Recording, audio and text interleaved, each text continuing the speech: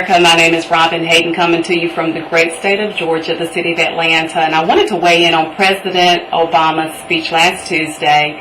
And previously I did a video blog on the stimulus that was being considered. At the time I didn't support it, and I felt like a bailout should have come directly to the citizens. I was able to upload that with CNN, and also had an opportunity to interview with CNN because it did go viral.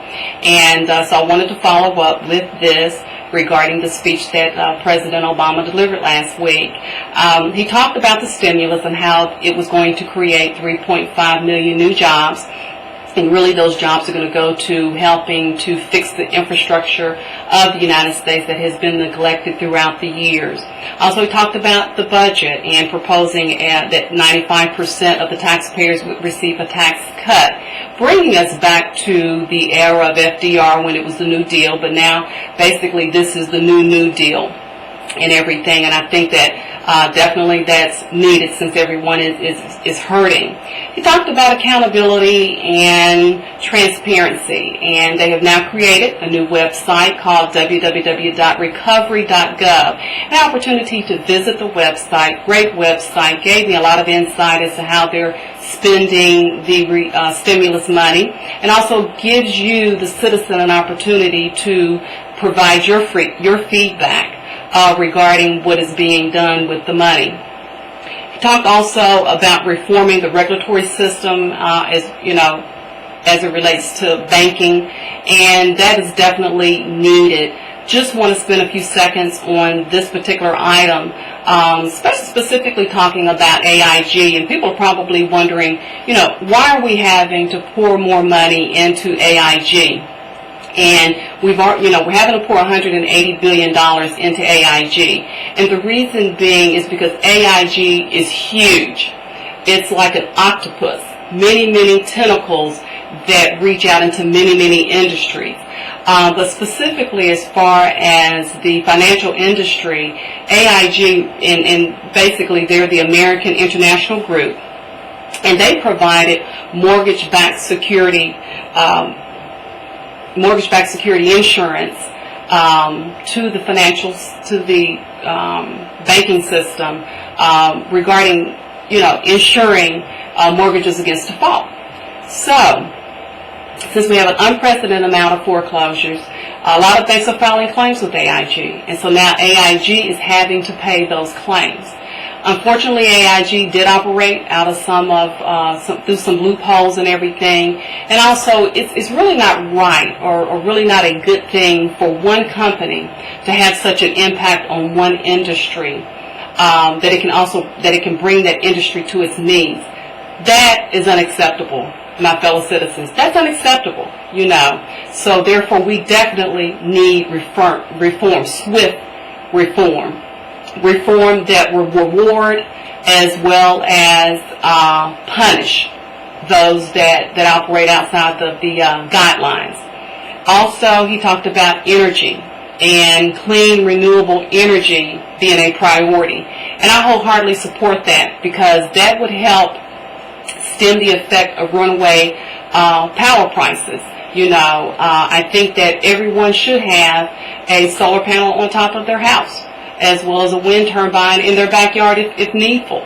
I think that we're being held hostage by the oil companies, and that's just unfair. That's unfair to the American people, and we definitely need a change. So I'm 100% behind President Obama as far as exploiting new ways to provide energy for us, the citizens.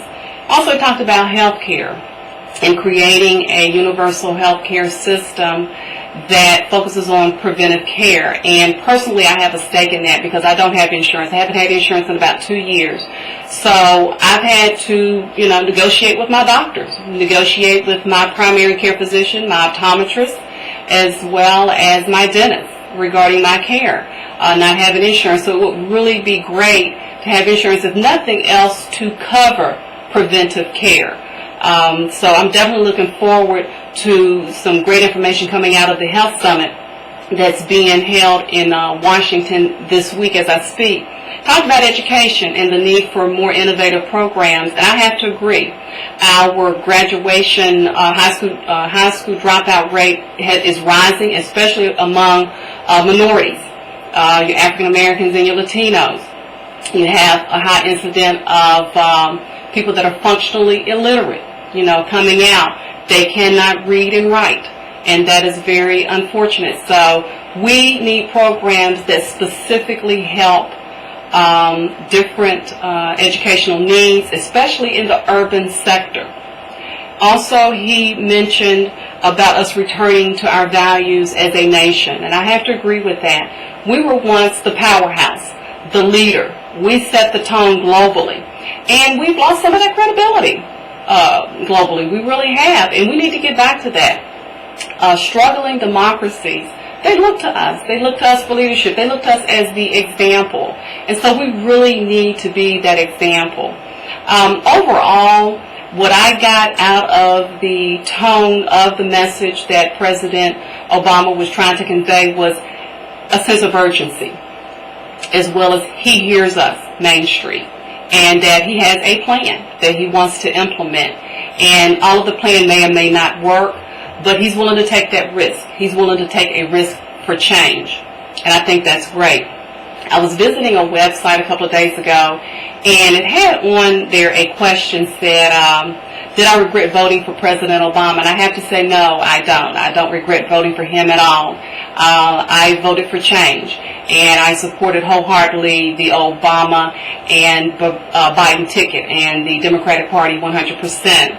Overall, the tone left me very, very hopeful, and I like to leave with you what hopeful means to me. It means be happy for where I am today, because someone else is worse off than me. For me to be optimistic that tomorrow is better. For me to continue to plan my task, and in my planning know that that does impact everybody and everything around me. Also to have fun, to enjoy the things that I've always enjoyed, my family, going to the movies, reading, just hanging out. Even though it may be challenging times, I'm not going to stop having fun. That gets you through. To be a unifier everywhere I go, to unite, and wherever space I go to, be a person of peace, a unifier, not a divider.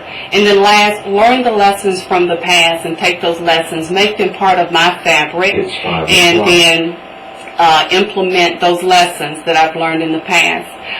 Again, America, thank you very much for taking out your time to listen to what I have to say. I'd like to hear what you have to say about the speech and about also what I'm saying here in this video blog. My email address is rhaydentalk, and that's RHAYDENTALK@gmail.com, or visit my YouTube channel where you can send me a video response under Robin Talk to Me. Again, thank you very much, and have a great evening.